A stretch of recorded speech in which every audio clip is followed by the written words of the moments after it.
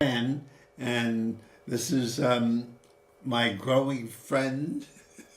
I'm growing, or am I shrinking? Oh, I see. Will Kurtz. And we were talking, we can sum it up in our last half hour. There's a Latin phrase, I am human and nothing human is alien to me. I think it was by the poet and playwright Terence in Rome. I'm going to first start with a riddle to warm us up for Will. If you were a snail riding on a tortoise and had one word or sound to express yourself, you're a snail riding on a tortoise, what would that sound or word be? Yeehaw! That's a great answer. Yes, I have it too. Whoopee! Yeah. Yes. Wow, life is exciting. Well, he's too good. He can fool Will. I'm going to share with you once again, since Will stroked my ego, saying he liked the way I read it. Oh, I like the way you read it too, actually. Thank you. You sure? But you want me? You don't want? Would you like to read it? No, I would like you to read it if you care to. And you can interrupt me because we did it once, maybe. Okay.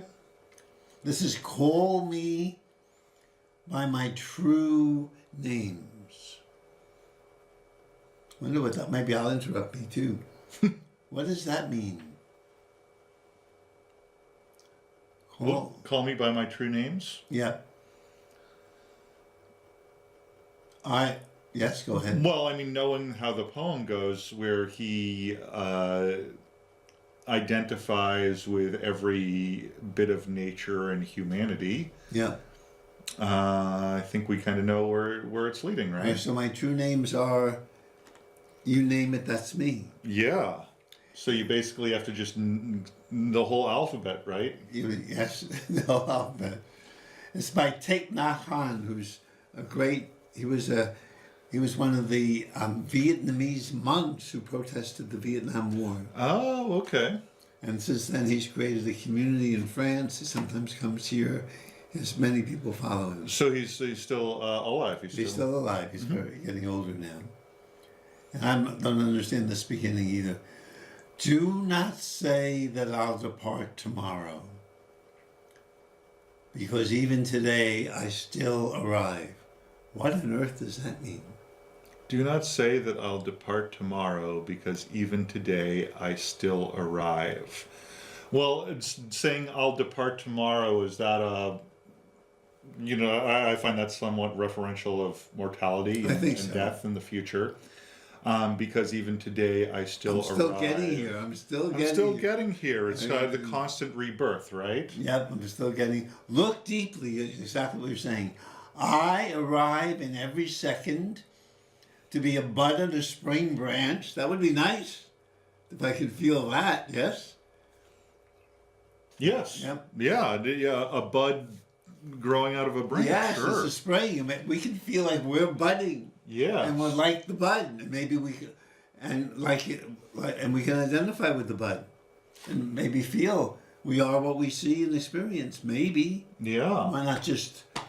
I'm experiencing you now. I'm more you than me in some ways. Mm-hmm. I don't see me. You do not see me, but maybe I see you. You see me. You don't see yourself. I don't see myself. No. At this moment, I'm more in your consciousness than you are. Yes. So the same way with the bud. Look deeply, I arrive in every second to be a bud in a spring branch, to be a tiny bird, with wings still fragile, learning to sing in my new nest. That would be nice, yes? If I could identify and feel I'm the bird, this little bird. Yeah. To be a caterpillar in the heart of a flower. I like this so far. Mm-hmm. To be a jewel hiding itself in a stone, even in the non-living world, we can identify. I still arrive. Mm-hmm. So it's happening. In order to laugh and to cry. I've really learned, one of the things I've learned in life, finally, is I can laugh and cry at the same time. Mm-hmm. Finally, I thought I had to do one or the other. I feel like they're very connected, laughter and crying, laughing and crying, right? Tell me more. For me, it's more smiling and crying. But tell me more why they're connected. Well, I think they are both. They're both very human. They are both can be involuntary, right? And I think we've all had the experience both of trying to stop yourself from crying and not being able to, and trying to stop yourself from laughing and not being able to.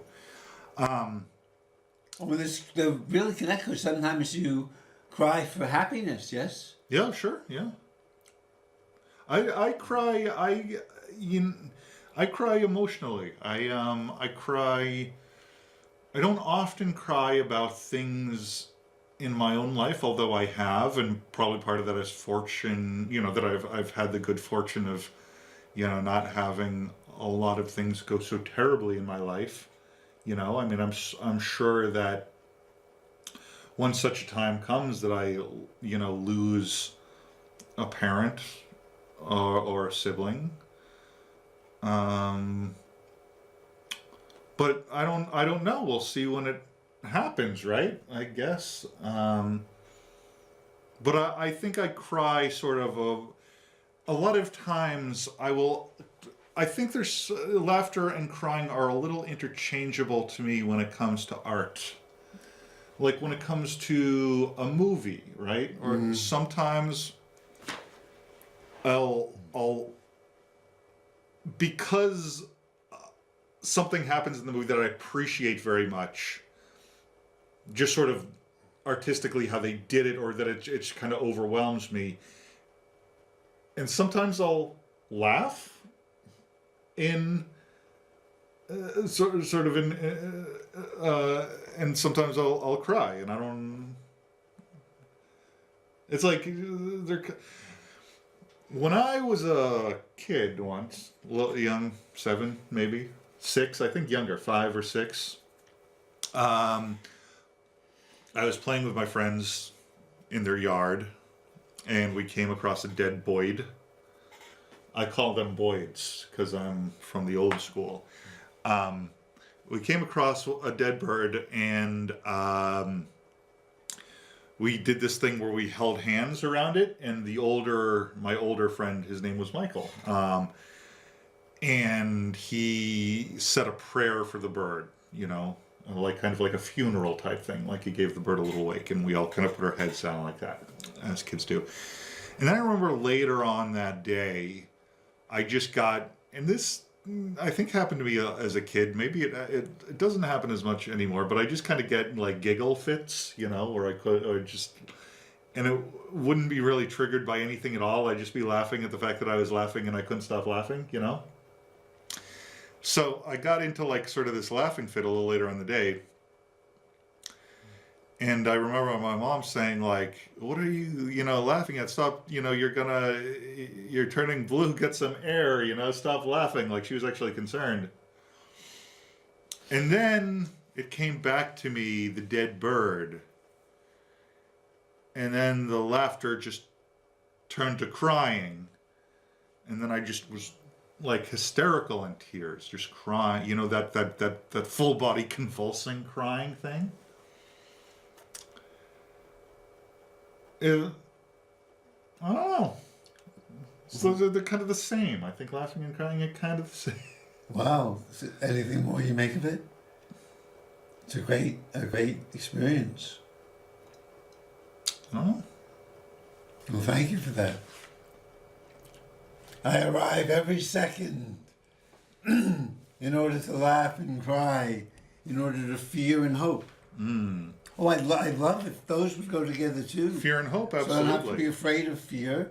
Fear could open me to hope. It would be like, okay, find hope. You're very afraid now. I think fear and hope, because they're both anticipatory, right? Oh yes. Like you're afraid of what's going to happen, or you're hopeful about what's going to And happen. they can right? go together because They can go together, right? You fear Oh, I and hope. love it. I love it. But here you have, and then it gets closer together because here you have fear and hope, but then you have nervousness and excitement, right? Yes. Or And despair and faith. yeah, perhaps that too. Oh, I love it. They work. And so if I feel one, they might be a call because I know the other is right around. Yes. And he says the same thing. The rhythm of my heart is the birth and death of all that are alive. Yes, the birth and death. If we can, because even breathing is taking in oxygen and breathing out what is deadly carbon dioxide. So each breath is a breath of, oh yes, I can live. I'm not going to die. I can live. Mm-hmm. And then just as you were saying, I am the Mayflower metamorphosing on the surface of the river, and I am the bird, your friend. When spring comes, arrives in time, there's laughter and crying, Yes. to eat the mayfly. Yes. There's something funny. Yes, we're laughing now. Well- There's something funny. And maybe maybe if it was a real awake mayfly might, they give endorphins, most animals, when they die.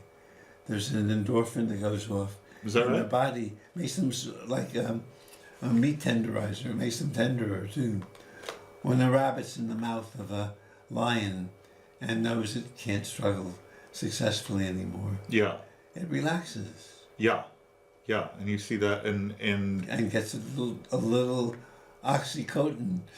so there's evolutionarily the body will release whatever it is, serotonin or whatever, when it instinctively knows that it's about to die, Yeah. to sort of lessen the impact, the pain Yes. of death. It might be a high. Yeah. People do that in sex. They could almost die, strangle. Well, each there's other. autoerotic asphyxiation. yeah. So the excitement behind that is that That endorphin might be given off again. the body releases those endorphins because it senses. So basically, you're tricking your body into thinking it's about gonna to die, die. yes. So it releases those endorphins, and that is supposed to make the sexual experience greater as well. Is that the Yes. idea? Yeah. Don't do that, everyone. I think we No. should. I think we should point out that Yes, I like to that, just. that's not a good idea, and no one should do No, it. hugging my beyond significant other is more than enough. Yes, And it is a death and rebirth anyway. It is. it is a death and rebirth. Yes. at the Who same am time. I was me, and now I'm hugging G. Okay, so we're understanding this. I wonder what the evolutionary purpose of releasing the endorphins when you're going to die. I bet people do that too. I wonder Yeah. what it is. And that's actually comforting, because the thing it doesn't scare me to be dead, Right. but physically dying seems painful. Yeah, Woody Allen said that. I don't mind dying, I just don't want to be there when it happens. Yeah, yeah. But this is hopeful. What is the evolutionary purpose of... We know the evolutionary purpose of big teeth, right? Yes, Or long legs. yes. So what's the evolutionary purpose of releasing endorphins when, let's say, we die? And you were identifying with every... Why would that make us survive more? The mayfly or the frog? Why would that help survival, assuming evolution is right? It seems to be so right so often. Why would that help survival? And of course, it makes them tenderer for the lion. He's having Yes. rabbit for Easter. Why would evolution do that? Now, this is where, Oh, I have one answer, sorry. It might make all the rabbits who see this happen not be so scared. Mm-hmm. And maybe make them braver to, oh, so that might be good. For the community, we don't have to be afraid of death. If you saw me dying, since I'm older than you, and all of a sudden I'm on oxycodone, hi, la, la, la, which something might be, then that would help you live better. So that would be evolutionary good for the species. Maybe. Isn't it also that evolutionarily, we experience pain to protect us from death, right? Yes. Yes. We experience pain so that we don't jump into the fire or all these things, that we avoid things that are painful. That's why we experience pain. I think there's some people who don't feel it and they're in big trouble. There are people who don't have the feel physical the pain, sensation yes. of pain. Yes. Yeah. So there's this thing I think that happens where your body goes into shock under extreme physical pain. Your body goes into shock and you no longer feel it. Wow. Right? Is that? I don't know that, but that would go along with what we're saying. Well, I've heard that. I've heard that's the case, that your body goes into shock when you're in sort of extreme levels of pain. I know we protect ourselves. I certainly do, from traumas in the past by not feeling them, which is dangerous because then they start doing their thing. Anytime anybody gets close to some of my traumatic pain, I do all I can to avoid it. In the therapy I'm part of, called Internally Family Systems, they're called, the parts of you are called firefighters.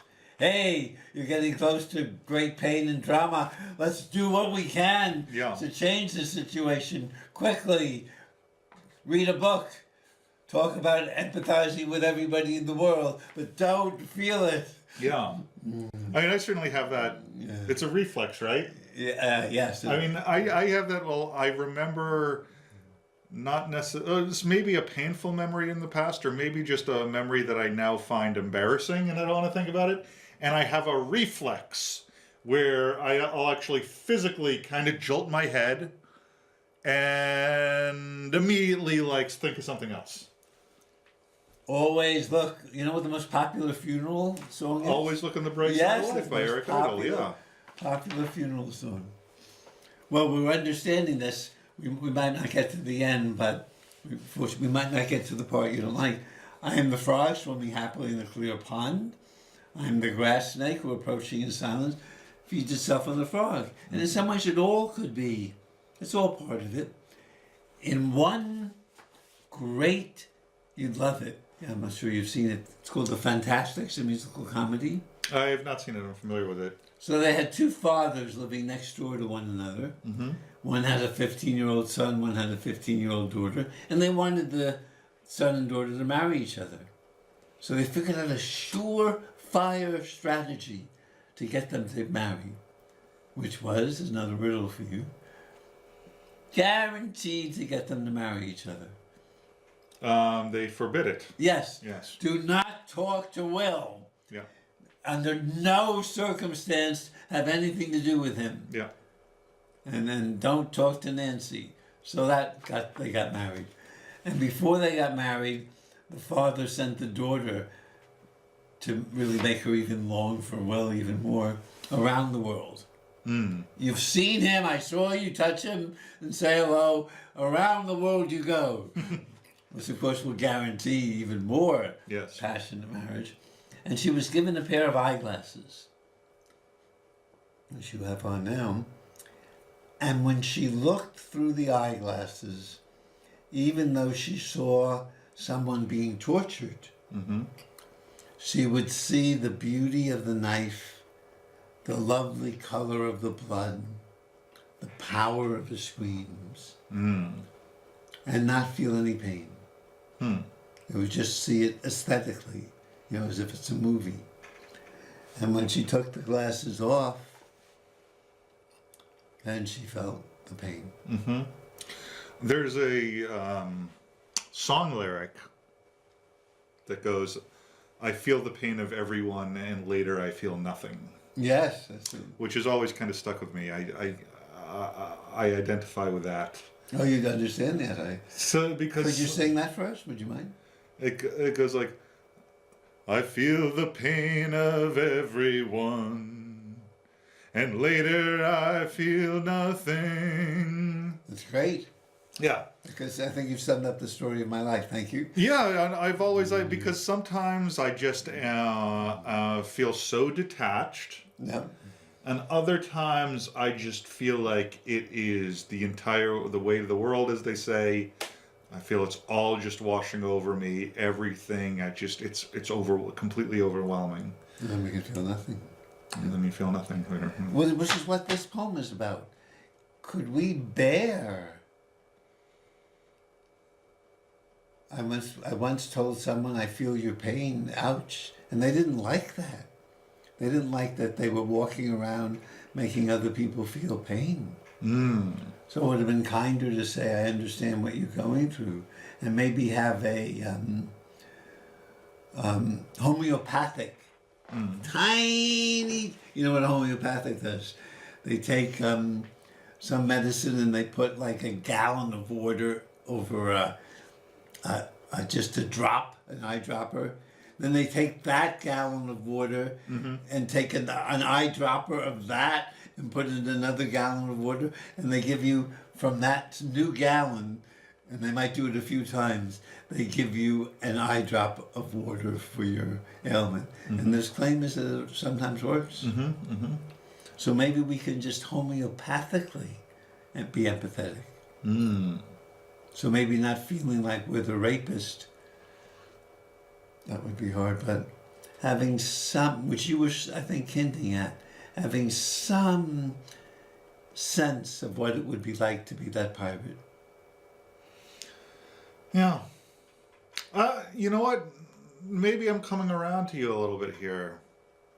Because I think in order to do a truly evil act, like rape or, Separating child parents from children at the border. Well, that's interesting as well, because I think that, people, and there's that famous experiment where they shock the people in the next room or whatever, right? Yeah. And people are capable of performing huge atrocities, terrible atrocities, if they are compelled to by some sort of social hierarchy, correct? Not even compelled, just ordered. Ordered, yes. And then if you look at, kids being separated at the border, of course, you shoot people in war if you're a soldier. If you're not a soldier, that's considered a murder, right? And then if you look at things like, the archetypal example is Nazi Germany, and, there were human beings who did horrific things to other human beings, right? And if you were a Nazi prison guard, you went home and had a loving wife and 11 kids, and you played with your kids and ate dinner and, said, "I love you" to your wife, just like any of the rest of us. And then you get up in the morning and you perform the most heinous atrocities that anyone has ever performed. Sorry. And then specifically, the example here that I've not been able to really come to terms with is rape. But if you look at, infamously in Vietnam, say, American soldiers raped, Vietnamese women. So it's I can see how a social kind of structure compels good people to do very, very horrible things. So maybe that's a point that I'm getting to. Okay, so you're getting closer, yes. I still cannot empathize with there's certain things that I can't empathize The with. state, well, Will be back in May, so I'm sure the audience is riveted to find out if you can really empathize with a rapist. Or even to say it that way feels a little too glim. Doesn't it? And then we can discuss the mayflies in May. Yes. Mayflies only live for a day, right? 24 hours. Yes, but what a day. One of my favorite George Carlin lines is he said mayflies only live for a day. Sometimes it's raining. I see. Right? And sometimes the bird will come before the day is out That's true. to eat the mayfly. I mean, if you look at that and a human life and history, human beings only live for a century, Yeah. and sometimes Lucky. it's raining, right? Oh my! We have one more minute to maybe end on a happier note. Great. Well, I appreciate the chance to explore these deep philosophical issues with you, and I appreciate it. And I'm gonna. Oh, thank you. I do too. I love the difference between us. I love. That's why I wanted to do this with you. So the very ending is. Please, maybe you could read the very ending if you don't mind. Please call me by my true names so I can hear all my cries and laughs at once, so I can see that my joy and pain are one. Please call me by my true names so I can wake up, and so the door of my heart can be left open, the door of compassion. So he wants that. And this maybe has helped us be a little more compassionate toward ourselves and maybe everyone. Mm-hmm. Yes? Yes, I guess so. Even our president. Perhaps maybe we'll get there. Oh, thank you. Thanks for joining us. Oh my God.